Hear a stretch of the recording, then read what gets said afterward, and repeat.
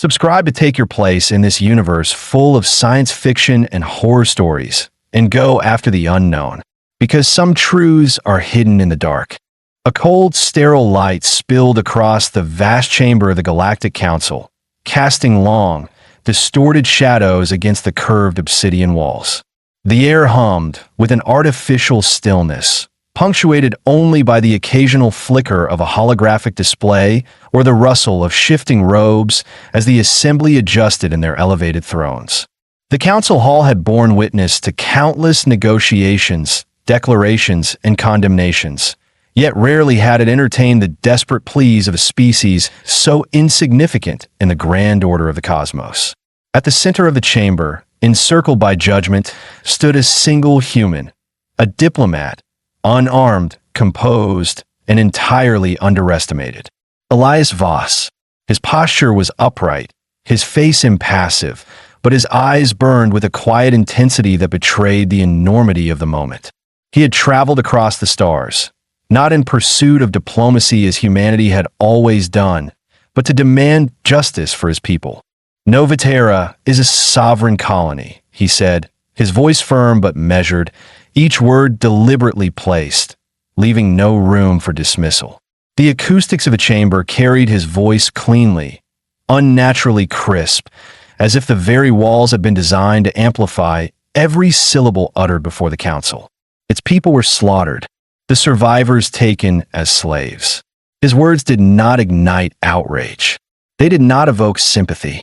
Instead, a ripple of disinterest swept through the assembly. Some of the counselors exchanged silent glances, their expressions unreadable through their alien physiologies. A few flicked through data feeds, as if confirming numbers, statistics, soulless records of a massacre reduced to figures on a screen. The Drachnarai representative, a towering reptilian draped in ceremonial silks of deep crimson and gold, flicked his forked tongue, the tips glistening with moisture under the chamber's artificial glow. He leaned forward, clawed hands resting against the polished surface of his podium. The subtle grinding of talon against stone, a deliberate reminder of his species' predatory nature. "The weak are devoured," he said, his tone laced with condescension, his slitted pupils narrowing as he regarded Elias with a mixture of amusement and indifference. "Your kind knew this when you chose to expand beyond your cradle world. You claim sovereignty over a land you cannot defend. This is the way of things." Elias did not flinch, though his fingers curled slightly at his sides. He had expected no different. The council did not intervene in wars. They did not shield the vulnerable. They were here to maintain balance, and in their eyes, humanity was a species without weight. "You mistake restraint for weakness," Elias said, his voice steady. "You mistake diplomacy for submission." A chorus of murmurs swept through the chamber, some intrigued, others dismissive. The Drachnarai's frilled crest rose slightly, a sign of amusement. "And what would you have us do, human?" he asked, his voice silken mocking. "Demand reparations? Insult my empire's honor for the sake of your insignificant kind?" Elias stepped forward. The movement was small, yet it carried weight, a deliberate defiance against the towering presence of the council. "I came to offer peace," he said, "to request intervention, reason." His expression darkened, his gaze locking onto the Drachnarai's golden eyes. "But if you will not stop the Drachnarai, then humanity will." The chamber fell silent for a fraction of a second before laughter erupted, a deep, guttural sound from a dozen alien throats. Some chuckled softly, others barked their amusement more openly. The Drachnarai representative leaned forward, forked tongue flicking again, this time in sheer mockery. "And how will you do this, little man?" His words slithered through the space between them, slow and taunting. "Your fleets are outmatched. Your weapons are antiquated. Your people do not even know how to wage war." Elias exhaled slowly. He had known this moment would come, the precise second when the council would reveal the depth of their blindness. They had only ever seen humanity through the lens of passivity, a species of scholars and traders, of diplomats and idealists. They had mistaken patience for fear and caution for cowardice. "Then it is a good thing," Elias said, voice unwavering. that we are fast learners. The chamber did not erupt this time. Silence coiled through the air like a tightening noose, thick with something unspoken. The laughter died in alien throats, replaced by an unease they could not yet define. The Drachnarai's amusement faltered. He had expected defiance, but not certainty. Not a promise spoken like a death knell. The weight of the moment pressed against the chamber, shifting something imperceptible in the balance of power. The council had dismissed Elias the moment he stepped into the room. It did not matter. By the time they understood their mistake, it would be too late. The void stretched endlessly before him, a vast, indifferent abyss swallowing the light of distant stars. From the observation deck of the Vanguard, Elias Voss stood still, his hands clasped behind his back, his reflection a faint ghost against the reinforced glass. The warship moved through hyperspace like a blade cutting through the fabric of reality, silent and waiting. It was an instrument of necessity, of lessons learned too late, of a people who had mistaken peace for permanence and paid for their naivety in blood. For years, Elias had sat at negotiation tables beneath sterile lights, shaking hands with species who saw his kind as children playing at governance. The Galactic Council chambers had been filled with the hum of indifferent voices, the flicker of holograms detailing treaties that held no weight when power dictated law. He had spoken of cooperation, of shared futures, of a civilization that did not need to be defined by conflict. And the universe had laughed. Novaterra had burned, its people enslaved, its cities razed to prove a point humanity had never been given the chance to refute. The Drachnarai had not invaded out of necessity or desperation. They had done it because they could, because they knew no one would stop them, because they believed there would be no retaliation. They were wrong. A quiet hiss of the hydraulic doors signaled the arrival of Colonel Adrian Kane. Her footsteps were deliberate, measured, the stride of a soldier long past the point of hesitation. She was everything Elias was not, hardened, decisive, molded by necessity long before their kind had realized war was inevitable. "It's done," she said, her voice sharp, efficient. No pleasantries, no wasted words. The final simulations confirm combat readiness. Vanguard is fully operational. The fleet is at 86% deployment. We're prepared to move. Elias turned. The artificial glow of hyperspace reflected in Kane's dark eyes, but they remained unreadable. She had been among the first to understand what the politicians refused to see, that war was not a matter of choice, but inevitability. When Novaterra fell, she had not wasted time with diplomacy. She had begun preparing for what came next. "What's the projected efficiency?" Elias asked. Kane's gaze did not waver. 87% in ship-to-ship combat, 73% in planetary engagements, but improving. The Aegis units are combat-ready, and logistical support is holding. We can reclaim Novaterra within the month. A month. The word pressed against Elias's mind like a stone, heavy and unmoving. It was too long for those still in chains. Too short for a war humanity had never planned to fight. "And morale?" he asked. A flicker of something crossed Kane's face. "Calculation, perhaps. Rising," she said, "but not stable. Some are eager. Others, they still think we should wait," Elias finished. It was not surprising. Humanity had spent too long believing in its own diplomacy, in treaties that meant nothing when one side held all the power. Now, they stood on the precipice of something irreversible. Once they struck, there would be no turning back. "The council?" Kane asked. Elias exhaled slowly. "They think we're bluffing." Kane's mouth curled in something that was not quite a smile. "They'll learn." Yes, they would. The Drachnarai had taken Novaterra, believing humanity would accept its loss with bowed heads and empty protests. They had expected a plea for mercy, a desperate attempt to salvage what little remained. What they had not expected was this: a fleet rising from species they had dismissed, weapons forged in desperation, ships built not for conquest but for retribution. The war projections were bleak. Humanity was outnumbered, outgunned, untested. But the Drachnarai misunderstood the nature of their enemy. They saw war as a contest, as a show of force played across the stars. Humanity's wars had never been about dominance. They had always been about survival. The comm panel at Kane's wrist beeped once. A chime, soft and unassuming. She tapped the interface. "Bridge, go ahead." A voice crackled through the speakers, tinged with the cold detachment of military discipline. Drachnari patrol ship detected at the system's edge. Standard reconnaissance pattern. "They haven't seen us yet." Kane turned to Elias. She didn't speak. She didn't need to. If the Drachnari scout detected them, it would flee. It would warn its empire. Humanity would lose the only advantage it had, the element of surprise. The weight of the decision pressed down on Elias like a physical thing. The diplomat in him recoiled. The strategist calculated. The leader chose. He took a breath. "Intercept." Kane nodded. Then, after a pause, one last moment for him to take it back, she added, "No survivors." Elias's jaw tightened. His mind flashed with images of burning cities, of lives stolen, of chains clamped around the wrists of his people. There had been no mercy for Novatera. No survivors. Kane relayed the order. The line went silent.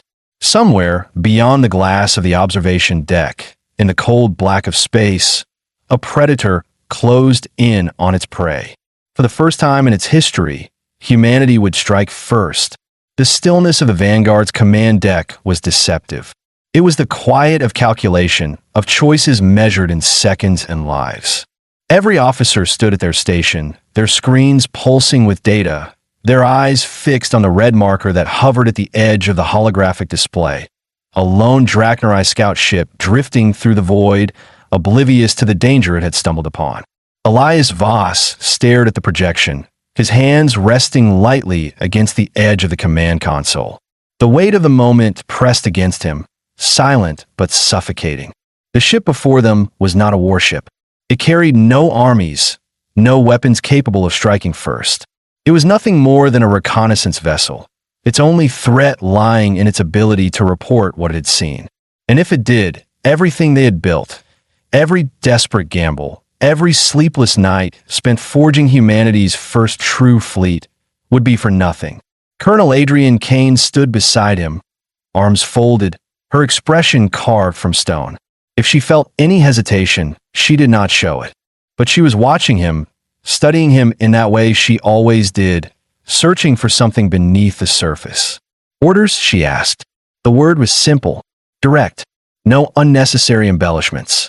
Elias exhaled through his nose, slow and deliberate. The scout ship had done nothing to deserve what was coming.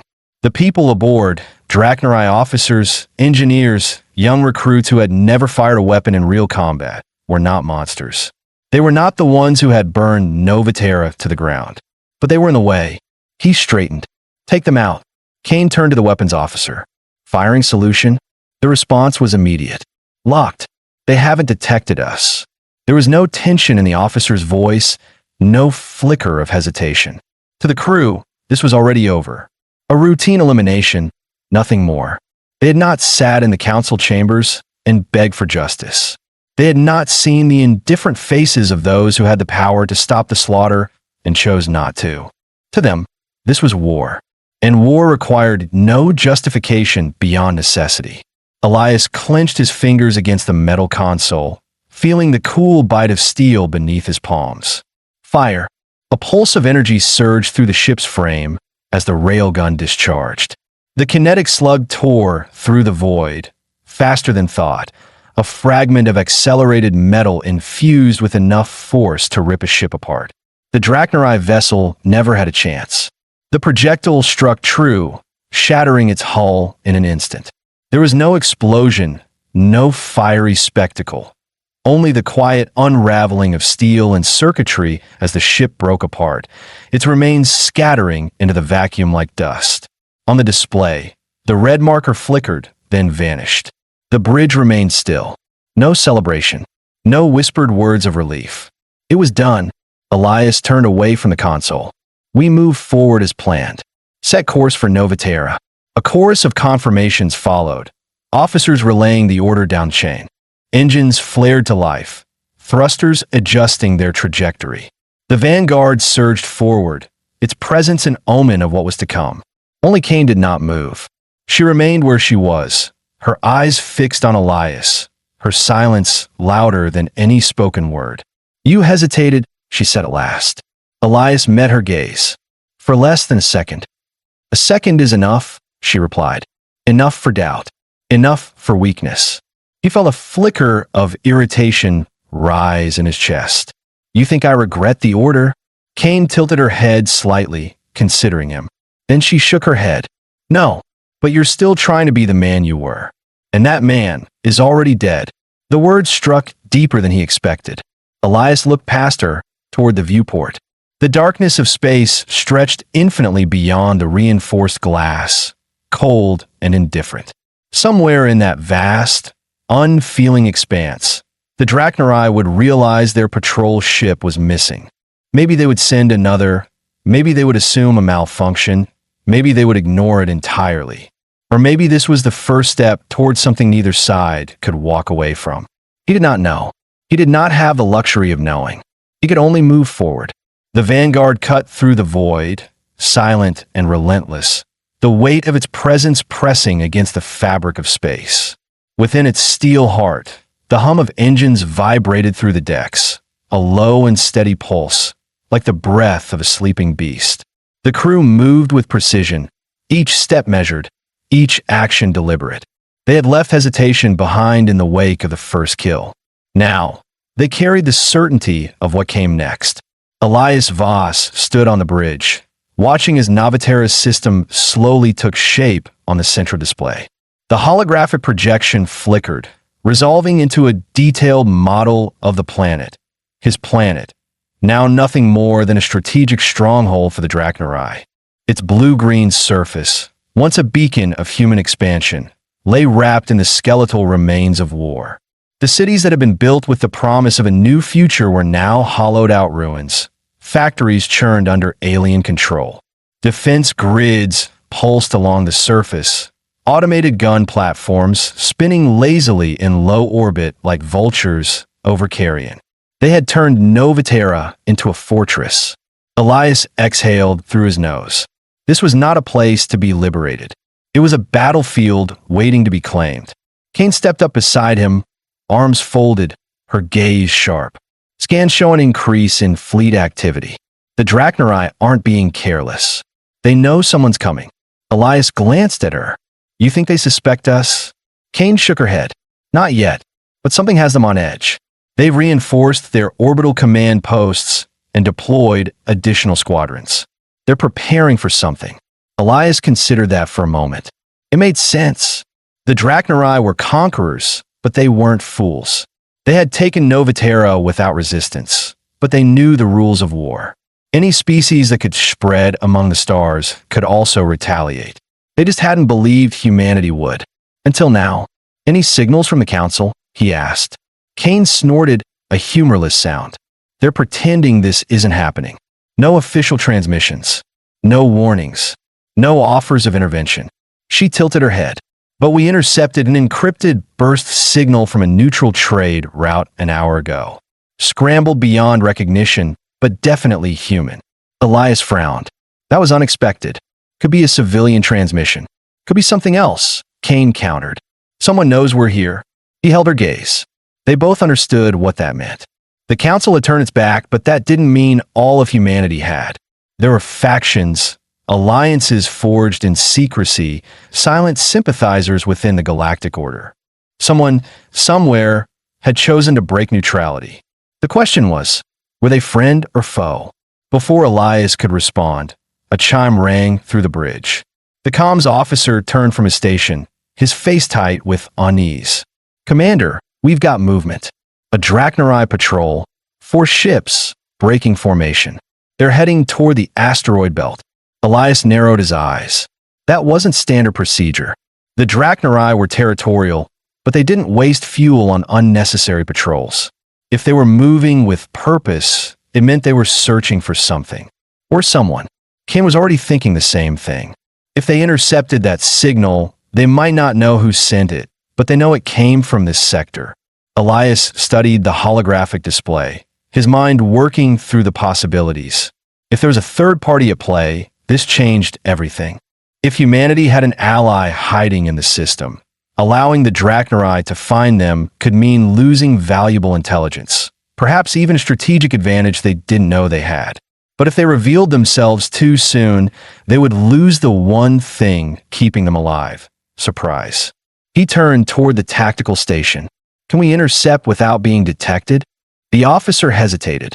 We have to move fast. A low energy burn might keep us off their primary scanners, but if they do a deep sweep, we'll light up like a flare. A choice. A risk. Elias exhaled. Do it.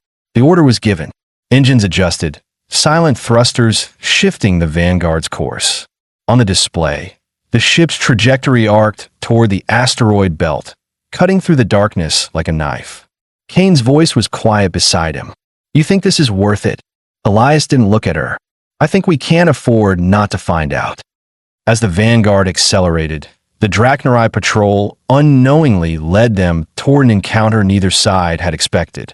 The Vanguard drifted through the shadows of the asteroid belt, its engines humming low, barely perceptible against the void.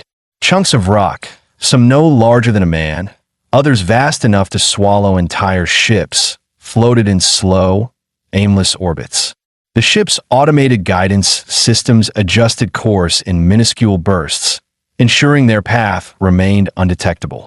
Elias Voss stood at the center of the command deck, eyes locked on the holographic display. The Drachnarai patrol moved with precision, its 4 ships fanning out as they scoured the asteroid field. They were searching for something or someone. Still no response from the signal origin? He asked. The comms officer shook his head. Negative. Either they're maintaining radio silence, or they've already been found. Kane exhaled sharply. If they have, this just got a lot more complicated. Elias didn't respond. He knew the risks. If another human faction was in this system, their presence was a liability or an asset depending on who they were. If they had allies, they needed to secure them. If they had rogues, they needed to eliminate them before the Drachnarai did. Tension coiled in the bridge, unspoken but suffocating. The crew had grown accustomed to controlled decisions, measured steps. This was different. They were moving toward uncertainty, and uncertainty could kill just as swiftly as an enemy's weapon. One of the Drachnarai ships suddenly veered, its trajectory shifting. The display flared as the ship fired a concentrated energy burst into the debris field. A chunk of rock shattered under the impact, revealing something beneath its jagged remains. A ship, not Drachnarai, human. Elias's pulse quickened. The hull was scorched, battle-worn, but the markings were unmistakable. It wasn't a council vessel. It belonged to one of the old colonies, a long-abandoned faction that had splintered from Earth's rule years ago. Identity confirmed, the scanning officer said, disbelief coloring his voice. It's the Aegis Dawn. Elias turned sharply. He knew that name. Everyone who had studied the collapse of the outer colonies did. The Aegis Dawn had vanished a decade ago, one of many ships lost when the fringe settlements fell to rebellion and piracy. Some claimed it had been destroyed. Others whispered it had gone dark, waiting for the right moment to resurface. That moment was now. Kane's voice cut through the murmurs. They're defenseless. Their weapons are offline. If the Drachnarai board them, they won't, Elias said, his decision already made. Bring us in. Kane hesitated. If we break cover now, we'll lose the advantage. They're human, Elias said. We don't leave them to die. Kane held his gaze for a fraction longer before nodding. Helm, plot an intercept course. Weapons, stand by. The Vanguard shifted, thrusters igniting in controlled bursts as it maneuvered through the debris field. The Drachnarai had already begun their approach, their lead ship closing the distance, locking onto the disabled vessel like a predator scenting weakness. Elias watched the countdown on the display. 40 seconds until engagement range. The Drachnarai ship adjusted position, its docking clamps unfolding. They were preparing to board. Not today, Elias murmured. Fire.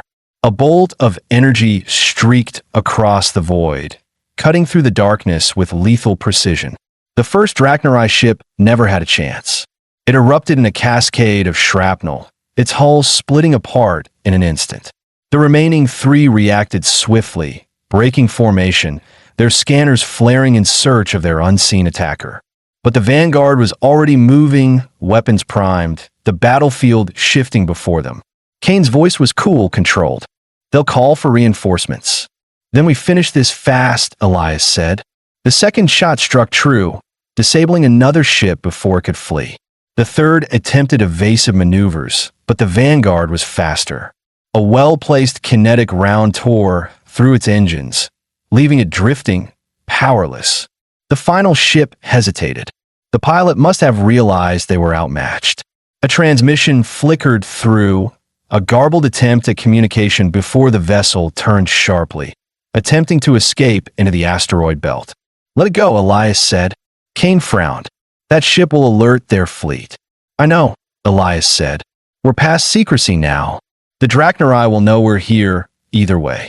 He turned back to the display, where the Aegis Dawn floated, motionless. "Send a boarding team," he ordered. "Let's find out who they are and why they've survived this long." As the crew relayed the command, Elias exhaled, watching the ruined battlefield before him. The war had begun, and humanity was no longer fighting it alone. The air inside the Aegis Dawn was stale, thick with the scent of recycled oxygen and scorched metal. Emergency lights flickered along the narrow corridors, casting jagged shadows against the walls. The ship had been dead for a long time, but something inside it still clung to life. Elias Voss stepped through the breached airlock, his sidearm lowered but ready. His boots met the metal floor with a muted clang, each step carrying the weight of uncertainty. The boarding team moved ahead of him, weapons trained, scanning for movement. The silence was unsettling, not the stillness of an empty vessel, but the kind that came before something stirred. Kane's voice crackled over the comm. "We're patched into their system. Power's barely holding, but we've got partial access to logs." A pause. "This ship's been adrift for 12 years. Elias frowned. That wasn't possible. The Aegis Dawn had vanished a decade ago, assumed destroyed or lost in the collapse of the outer colonies. No records of distress signals. No signs of survivors. And yet, here it was. A metallic groan echoed from deeper within the ship. The team tensed, rifles snapping toward the sound. Elias raised a fist, signaling them to hold position. He moved forward, past flickering monitors displaying old star maps and warning messages. The ship had been in combat, multiple breaches, engine failure, critical oxygen depletion. By all logic, no one should have survived. A dim corridor stretched ahead, leading to the bridge. The door controls flickered weakly, their systems struggling against decay. Elias pressed a hand to the panel. The metal hissed as the doors struggled to part, groaning against years of disrepair. Inside, the bridge was a graveyard of silent screens and frozen data feeds. And in the captain's chair, there was a body. Or at least, something that had once been a body. The figure was slumped forward, clad in a tattered flight suit, its fabric stiff with time and neglect. The skin beneath had withered to the point of near mummification, pulled tight over a skeletal frame. Yet the most unnerving part wasn't the body itself. It was the fact that its fingers were still curled around the armrest, as if clinging to something unseen. Elias stepped closer. A faint blue light pulsed against the figure's wrist, a functioning data link, its tiny display blinking despite the ship's decay. With careful precision, Elias unclipped the device, ignoring the brittle sound of fabric tearing as he pried it free. He activated the interface, the screen flickering before stabilizing into the final log entry. The voice that played was human, but distorted, weakened by age and failing systems. "This is Captain Ren Aldrich of the Aegis Dawn. If you're hearing this, then we didn't make it. Or maybe we did, in some other way." A ragged breath. "We were wrong. We thought we could escape. Thought the Drachnari would let us drift into exile, out of their reach. We thought the Council would intervene before it came to this." The voice wavered, but not from fear. There was something else beneath it, something darker. "They weren't just taking colonies," Aldrich continued. "They were taking us. The ones who didn't die in the first wave, the ones they thought were useful. The ships that disappeared, they weren't destroyed. They were harvested. Elias felt something cold settle in his chest. We fought, Aldrich said, his voice growing distant. But the truth is, we were never meant to win. Not like this. The war we thought we lost. It's still happening, just somewhere we can't see. The recording ended. Silence returned to the bridge, but the weight of the words lingered. Elias turned to Kane, who had joined him, her face unreadable. Harvested, she said, the word tasting like something bitter. Elias looked back at the body, slumped in the chair. Captain Renaldric had died here, alone, but not before leaving a warning. The war was bigger than they had imagined, and humanity wasn't just fighting for revenge anymore. It was fighting to survive. Elias straightened. His voice was steady when he spoke. Get this data back to the Vanguard, he ordered, and prepare for war.